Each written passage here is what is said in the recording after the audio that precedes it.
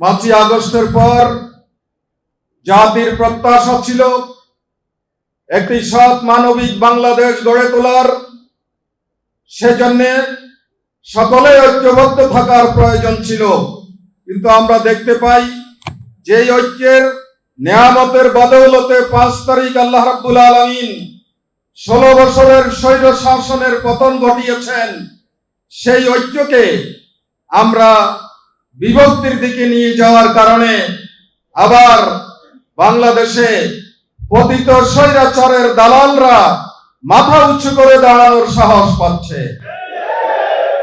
এই অবস্থায় দেশকে যদি আমরা রক্ষা করতে চাই, স্বাধীনতা সার্বভৌমত্বকে যদি আমরা রক্ষা করতে চাই, মানবিক বাংলাদেশ যদি আমরা গড়তে চাই, ন্যায় ও ইনসাফ ভিত্তিক একটি সমাজ যদি আমরা প্রতিষ্ঠা করতে চাই, তাহলে বিজয়ের স্বাদ যদি আমরা জনগণকে দিতে চাই, তাহলে আল্লাহ তাআলার সেই বাণীর দিকে ফিরে যেতে হবে, যেখানে আল্লাহ তাআলা বিজয়ের স্বাদ কিভাবে আস্বাদন করবে সেটা বলে দিয়েছেন।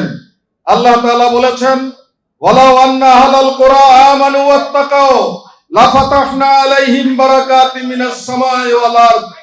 জনপদের লোকেরা যদি সৎ হয়, মুত্তাকি হয়, খোদাভীরু হয়, জবাবদিহিতার অনুভূতি সম্পন্ন হয়, দুর্নীতি মুক্ত হতে পারে, খুন খারাপি অন্যায় জুলুম লুটপাট থেকে বেরিয়ে আসতে পারে, তাহলেই তারা প্রকৃত ঈমানদার, তাহলেই তারা হবে সৎ লোক, মুত্তাকি লোক। এই ধরনের মুত্তাকি লোক যদি কোন সমাজে শাসকদের মধ্যে, সাধারণ জনগণের মধ্যে ব্যাপকভাবে তৈরি হতে পারে, আল্লাহ ওয়াদা করেছেন লা ফাতাহনা আলাইহিম বারাকাতিম মিনাস সামাই ওয়াল আরদে। আমি সেই জনপদের লোকদের জন্য আসমানের বরকতের দরজা খুলে দেব, জমিনের বরকতের দরজা খুলে দেব। অবারিতভাবে আসমান এবং জমিন রহমত বরকত নাজিল করবে। এর মধ্য দিয়ে একটি দেশ উন্নতির দিকে যাবে, সমৃদ্ধির দিকে যাবে, কল্যাণের দিকে যাবে, প্রকৃত ন্যায় ও ইনসাফ সেখানে প্রতিষ্ঠিত হবে।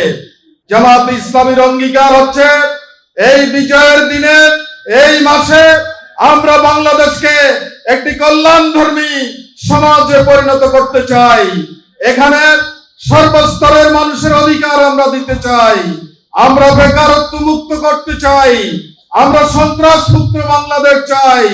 আমরা বিভিন্ন ভাবে যেই সব চক্রান্ত ষড়যন্ত্র হচ্ছে, প্রয়োজনে নিজের জীবন দিয়ে, রক্ত দিয়ে এই সব চক্রান্ত ষড়যন্ত্র রুখে দিয়ে আমরা এই সমাজকে আল্লাহর দ্বীনের ভিত্তিতে, কোরআনের ভিত্তিতে একটি সুন্দর, সুখী, সমৃদ্ধশালী, প্রকৃত সোনার বাংলায় এই বাংলাদেশটাকে আমরা গড়ে তুলতে চাই।